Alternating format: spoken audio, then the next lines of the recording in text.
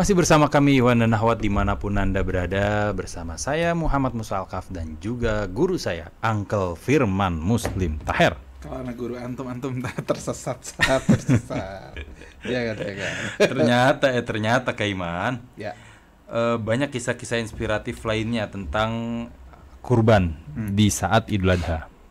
Tahun 2013 ada namanya Ibu Sahati, umurnya 68 tahun. Tinggalnya di kota Sukabumi, sehari-hari sebagai pemulung. Keinginan kurbannya pengen banget, kuat banget keinginannya. Akhirnya setelah keinginan kuat itu benar-benar membuncah, beliau nyisihin uangnya setiap hari 1.000, 1.500, 2.000, 10.000. Pokoknya berapapun penghasilan dari hasil memulung itu disisihin sedikit sampai akhirnya uangnya dititipin sama adiknya Bu RT karena takut kepakai dan karena kebutuhan dititipin adiknya Bu RT. Akhirnya kesampaian juga berkurban. Ada lagi di Tebet, kan ada Masjid Al Ittihad tuh di Tebet. Ada pemulung sekitar namanya Mak Yati. Mak Yati ini di satu malam datang numpang bajai bawa kambing 2 ekor sama rumput-rumputnya, dikasih ke pengurus, nih saya mau berkurban. Kita juga ngalamin nih, ada ibu-ibu yang ngirim kambing. Yang dia Di Masjid Rahim. Di Rasil. Dikirim ke Rasil. Oh, dia sampai senang banget. Ya Allah. Katanya, wah kok mirip ya gitu. Ada telepon masuk Kaiman. Assalamualaikum warahmatullahi wabarakatuh. Halo, assalamualaikum. Waalaikumsalam. Nah, ini tamu kehormatan kita. Suaranya empuk banget. Tamu kehormatan kita namanya Mr. Tova. Assalamualaikum Mr. Tova. Waalaikumsalam. Sehat Mr. Tova? Alhamdulillah. Lagi di mana Mr. Tova malam-malam begini? Lagi di rumah. Lagi ngerjain desain nih. lagi garap film apa Kak Tova? Hah? Lagi garap film apa sekarang? Lagi tiarap. Enggak, tadi dia bilang, Man tolong bahasnya mengenai korban aja ya. Jangan singgung-singgung kerjaan gue karena lebih padat banget. Mulai. Ada cerita apa Kak Tova di Kak Tova tahun ini kurbannya keren banget. Kak Tova ceritain dong. Gimana? Saya cuma bisa ngelihat dari kejauhan dan sambil stalking karya-karya Kak Tova di Instagram Endon Stuff. Sebenarnya sih kurban tahun ini alhamdulillah sudah coba berapa ya, sekitar 4 tahunan alhamdulillah bisa kurban ke satu desa di daerah mana tuh, Bojonegoro. Di Bojonegoro, namanya desanya itu Luwi Haji. Jadi tuh desa itu tuh adanya tuh di pinggiran Bengawan Solo gitu. Tempat Eyang sih itu, kampung halamannya Eyang. Pas waktu almarhum Eyang meninggal 2015, terus kita pernah awal kesananya tuh kita rame-rame tuh, keluarga besar tuh pada kurban ke sana sekalian, napak tilas. Karena banyak yang belum pernah ke sana juga. Nah, pas tahun itu kurban pertama kali di sana, pas ngelihat penduduknya tuh miris banget ternyata. Kenapa Kak Tova? Di sana tuh banyak banget jompo yang istilahnya tuh rumahnya tuh yang bareng sama kandang ayam. Di dalam rumahnya cuman kosong gitu. Dalamnya itu ada kandang ayamnya ada di atas meja makan, ada yang di atas lemari. Itu kan tanah kan, itu pakai bambu gitu tuh, pakai bilik gitu, temboknya tanah. Terus paling ya istilahnya mungkin furniturnya mungkin hanya bangku kayu jati gitu yang udah lapuk kayak gitu kali ya. Itu jadi tempat tidur. Terus tempat tidur itu alas-alasnya itu cuma pakai bekas spanduk lah ya, nggak kayak gitu. Dan itu bukan satu rumah doang, beberapa lumayan banyak rumah tuh pas kita muterin bikin, kok keadaannya gini semuanya. Maksudnya ya kayak nggak ketemu anak mudanya gitu loh. Jadi tuh kayak dompu yang udah sepuh lah ya, sepuh gitu, yang yang pakaiannya itu masih ketemu, pakaiannya masih pakai kebaya gitu tuh. Iya kebayang. Anak mudanya kan merantau kata Pak.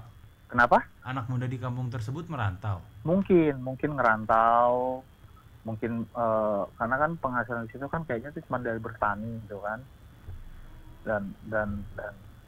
Dan waktu itu pas kita pas kita muter tuh mereka happy happy banget lah dapat daging gitu kan, karena emang biasanya kan mereka nggak pernah makan daging kan, makannya cuman tuh kayak apa ya, muka gitu tuh kayak nggak percaya.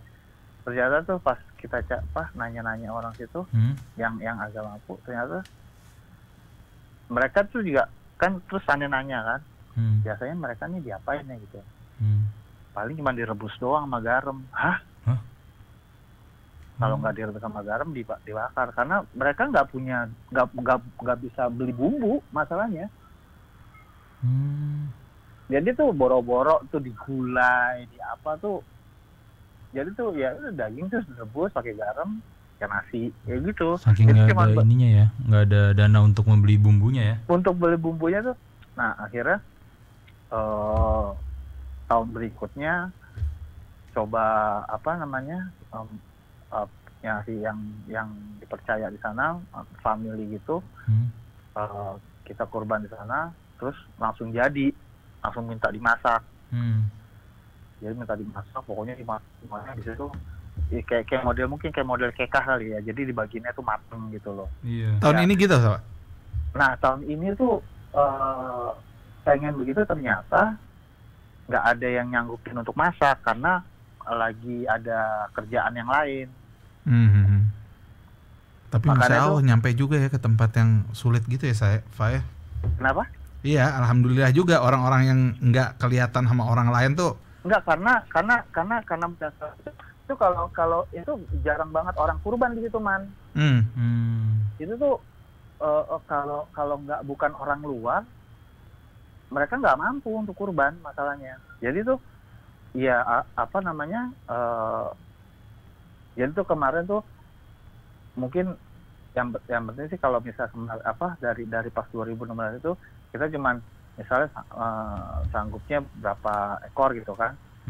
Tolong dipecah aja, maksudnya ada berapa kakak kan udah didata tuh. Iya. Ya misal pun sedikit yang penting rata lah, jangan sampai ada yang dapat ada yang enggak gitu loh. Misal bikinnya banyak, totalnya yang dapat cuma dikit, yang lainnya enggak. Mendingan rata aja dibikin rata, maksudnya biar semuanya ngerasain. Nah ya itulah, maksudnya miris banget waktu itu. Sempat yang ada satu yang miris tuh, yang gue ngeliat pakai mata kepala sendiri pas kita ngasih daging, ada pas ngetok gitu kan, tuh rumahnya benar-benar nggak layak lah, Man. Beneran mungkin orang termiskin di Jakarta aja kayaknya masih ubin kali ya. Rumahnya tuh masih tegel gitu loh. Iya, masih ada alasnya lah. Masih pris. Ini boro-boro. Udah benar-benar tanah gitu kata Pak ya. Jadi kayak tanah kosong, terus dibikin bilik gitu, cleaning, pasangin jerami, yang penting bisa buat tidur. Iya. Dan itu kayak yang tadi nyambung cerita tadi, ketemu pas ngetok, kaget kan, itu ada anak remaja perempuan, Man. Bugil, Man. Lu ngeliat? Bugil, ternyata itu keterbelakangan. Keterbelakangan, itu nyengir doang gitu kan. Bapak mana gitu kan, nggak bisa jawab, terbelakang mental gitu kan. Terus nggak lama Tiba-tiba tergopoh-gopoh bapaknya datang. Ternyata dia lagi ngurus anaknya lagi, kakaknya. Keterbelakangan mental juga. Ibunya meninggal. Jadi tuh bapak itu tuh petani, akhirnya nggak bisa bertani karena harus ngurusin anak ABG-nya dia yang keterbelakangan mental dua-duanya. Bisa kebayang nggak sih rumahnya begitu, ekonomi kayak gitu, anaknya kayak gitu. Waduh, itu apa namanya? Dia tuh cita-cita yang paling dia tuh suka apa namanya miris tuh kalau misalnya anak yang perempuan lagi Iya, Masya Allah. Terima kasih banyak. Mereka tuh nggak mau pakai baju, nggak mau apa gitu. Iya, karena keterbelakangan mental ya. Itu benar-benar miris. Terus ya itulah. Jadi tuh sekarang sih alhamdulillah, mudah-mudahan Allah kasih rezeki. Amin ya. Amin. Bisa terus apa namanya? Soalnya nggak tahu ya, nggak kejamah kali ya. Di situ ada masjid juga sepi masjidnya. Iya. Ada masjid tapi ya orang-orangnya juga, maksudnya jemaahnya juga jemaah yang kurang mampu juga masalahnya. Iya, betul. Nungguin karena itu emang agak bukan di ini belum. Iya, putus. Suaranya keresek-keresek, sinyalnya hilang mungkin Keman. Bener Keman yang kata Tova ceritain. Jadi memang banyak daerah-daerah sebenarnya yang warganya tuh sangat layak untuk diberikan bantuan kurban. Ada kan kalau di Jakarta banyak daerah-daerah yang masjidnya kayak Bang Sony nih WhatsApp nih. Bang Sony WhatsApp di BSD Masjid Sederhana kompleks saya tinggal. Bang Sony mana nih? Sony Kekar nih? Sony Kekar bukan? Kayaknya sih. Sohib Ana tuh kangen banget Bang Sony. Bang Sony. Nih kayak Bang Sony di BSD tahun ini masjidnya 22 sapi dan 43 kambing. Dan banyak di daerah-daerah lain, masjid-masjid di area Jabodetabek memang Masya Allah banyak banget berlimpah Keman, yang kurban kambing, yang kurban sapi. Mungkin perlu juga kita lebih mencari mungkin kampung halaman kita yang daerahnya lebih butuh untuk kita kurban di sana. Betul. Karena memang kayak cerita Kak Tova tadi banyak. Nah ini mungkin juga jawaban buat seseorang yang entah agamanya apa, tapi saya rasa orang ini nggak beragama, karena kalau orang beragama tuh nggak mungkin menghina, menghujat keyakinan agama orang lain ya. Orang ini yang menghina tentang kurban kita, menyembelih entah nggak ada gunanya apa segala macam. Ini lihat kan banyak ternyata orang-orang yang akhirnya baru bisa mencicipi kambing, daging setelah berkurban. Banyak orang yang merasa terbantukan setelah berkurban. Banyak orang yang nggak ngerasa makan daging tapi setelah kurban merasakan. Jadi tolonglah orang-orang yang mulutnya terlalu cepat bergerak gitu ya. Apalagi kondisi Indonesia lagi gini, tolonglah ada keperhatiannya lah. Jangan nyari duit dengan nyari sensasi, nyari kehebohan. Jadi racun nantinya. Iya. Ya. Betul. Musa tahu kan maksud saya pasti kan? Paham Kan? Paham. Ya. Tapi orangnya kayaknya nggak dengar juga sih. Jadi pesan kita nggak nyampe ya? Nggak nyampe juga. Makanya teriakin ke orangnya aja langsung ya. Ada Pak Bambang Kaiman. Beliau penarik beca dari Purworejo, Jawa Tengah. Pak Bambang nih setiap narik beca uangnya disisihin di bawah jok becanya, bawah jok penumpang, disisihin sebagian. Akhirnya beliau berkurban sapi dari uang yang disisihkan di jok itu. Keren ya cerita-cerita kayak gini nih, harus saya tuh sering pernah diangkat. tuh mencoba menyimpan sesuatu ditaruh di bawah jok, tapi pas nggak ada saya cari-cari lah. Ada telepon masuk. Halo, assalamualaikum. Waalaikumsalam warahmatullahi wabarakatuh. Apa kabar Mas Iman, Kang Musa? Sehat, alhamdulillah. Dengan ibu siapa ini? Wasmiati. Oh ya Bu. Oh, Basmiati. Sehat Basmiati? Alhamdulillah. Udah kangen belum, umat belum mulain lagi nih taklim. Iya, Covid gini Bu. Mudah-mudahan Covid segera berlalu Bu, sehingga umahat dan pengajian-pengajian lainnya aktif kembali. Di sini sih udah mulain sih, yang deket-deket mah. Ibu maaf Bu, radio di rumahnya bisa dikecilkan sedikit Bu? Oh gitu ya. Feedback. Gimana Bu cerita kurban tahun ini Bu?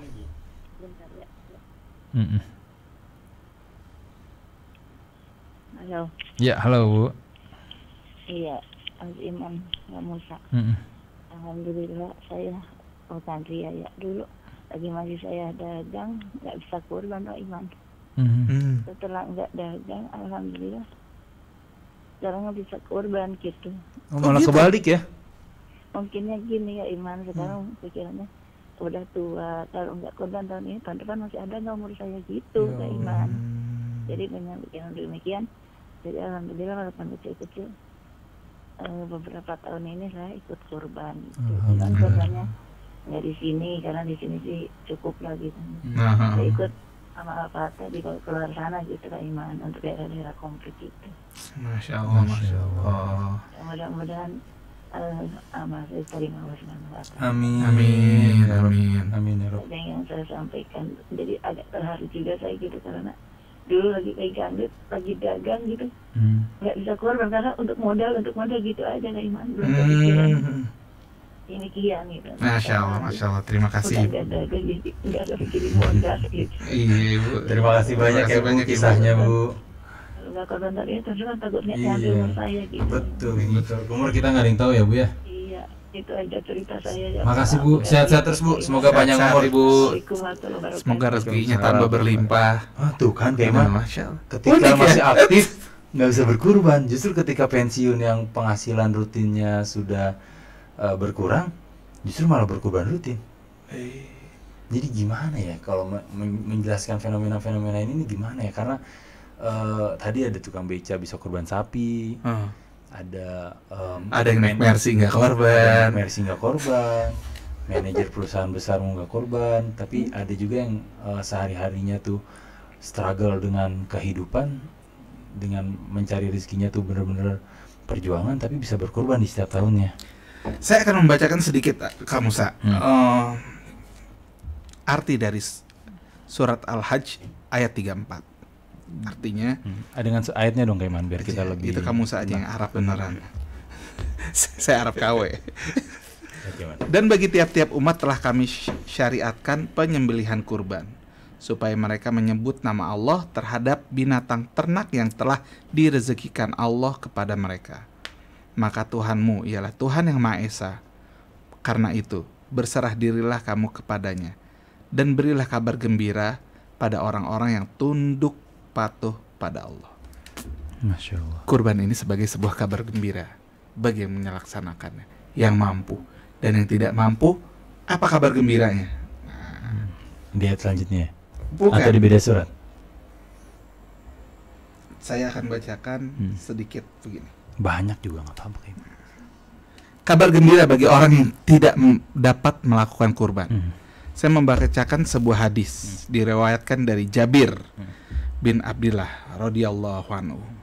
Saya menghadiri salat Idul Adha bersama Rasulullah Shallallahu alaihi wasallam di tanah lapang. Setelah beliau berkhutbah, beliau turun dari mimbarnya dan didatangkan kepadanya seekor kambing. Kemudian Rasulullah Shallallahu alaihi wasallam menyembelihnya dengan tangannya sambil mengatakan, dengan nama Allah, Allah Maha Besar. Kambing ini dariku dan dari orang-orang yang belum menyembelih di kalangan umatku. Orang yang belum bisa menyembelih udah Rasulullah niatkan. Iya, Masya Allah, dikorbankan, diwakilkan oleh Rasulullah. Bayangin. Aduh, ya Allah, ya Rabb. Kita aja punya kambing ngawakilin orang kayak. Iya, atas nama sendiri. Ya Allah. Emang Rasulullah tuh cintanya sama umat luar biasa ya gimana? Kita nih belum lahir, kita belum ada di bumi, ratusan tahun kemudian hidupnya setelah Rasulullah lahir, tapi kita udah difikirin sama Rasulullah. Sampai ada kisah saya baca ya, di padang mahsyar nanti setiap orang hanya memperhatikan dirinya sendiri. Paling banter memperhatikan keluarganya. Kecuali satu orang yang sibuk berlari-lari, yaitu Rasulullah mencari umatku sibuk aja memperhatikan umatnya. Selamatin. Hanya Rasulullah. Masya Allah, Allahumma shalli ala Sayyidina Muhammad wa ala ali Sayyidina Muhammad. Kang Fari, break lagi dong. Kita break iklan Iwan dan Ahwat buat Iwan dan Ahwat. Buat yang... iklan dong. Oh, enggak bukan. Dan malam ini kita nggak ada iklan. Malam ini kita nggak dapat endorsan nih. Atau ada tadi kita hampir dapat endorsan dari Pot Unik. Unique Pot.